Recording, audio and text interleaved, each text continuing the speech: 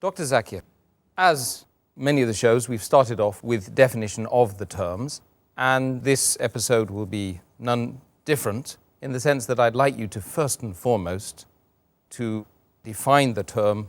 What exactly does Islaah mean, especially in the context of Ramadan? Alhamdulillah, wassalatu wassalam ala rasulillah wa ala alihi wa sahbihi ajma'in, amma ba'd. A'udhu billahi minash shaitanir rajim, bismillahir rahmanir rahim, rabbi shrah li sadri wa yassir li amri wahlul 'uqdatam min lisani yafqahu qawli. The Arabic word Islah means to correct, it means to improve, it means to repair. Whenever one Muslim corrects another Muslim or he improves him, it is called as Islah. For example, if a Muslim is making a mistake, whether in offering salah or in any of the acts of Islam or anything, if someone corrects him, it's called as Islah. And it's mentioned in the Quran, Surah Hud, chapter number 11, verse number 88.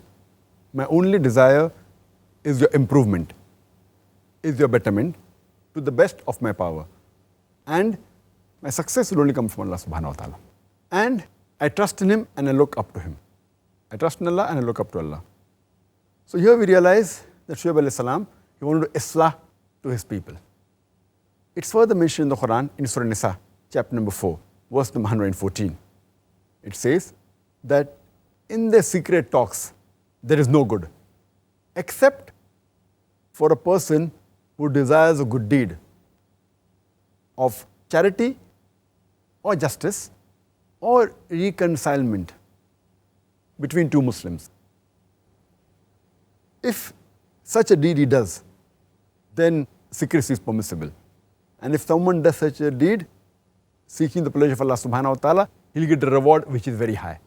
Otherwise, normally, secret talks, most of the time it's not good. Except for deeds of charity, of justice, and reconcilement between two Muslims.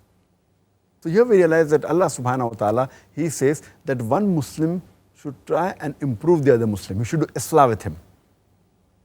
He should correct him. And Allah says in the Quran, in Surah Al-Imran, chapter number 3, verse number 110, Kuntum khaira ummatin ukhrijat lin-nas. O ye Muslims, ye are the best of peoples evolved for mankind.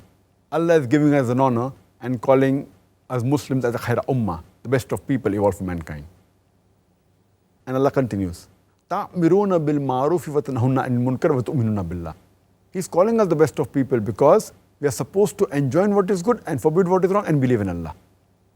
If we do not enjoin what is good and if we do not forbid what is wrong, we aren't fit to be called as khaira ummah. We aren't fit to be called as Muslims. So it's the duty of every Muslim that he should do Islah and dawah and try and improve his fellow Muslim. And there's a hadith of a beloved Prophet ﷺ. It's mentioned in Sahih Muslim, volume number 1, in the book of Faith, hadith number 79, where the beloved Prophet ﷺ said that if any of the Muslims see anything which is abominable, anything which is wrong, he should stop it with his hand. If he does not have the strength to do that, he should stop it with his tongue. If he does not have the strength to do that, then he should at least abhor it in his heart. He should at least curse in his heart. And then he will have the least degree of faith. That means if you abhor it in your heart, if you curse in your heart, you are the lowest level of mu'min.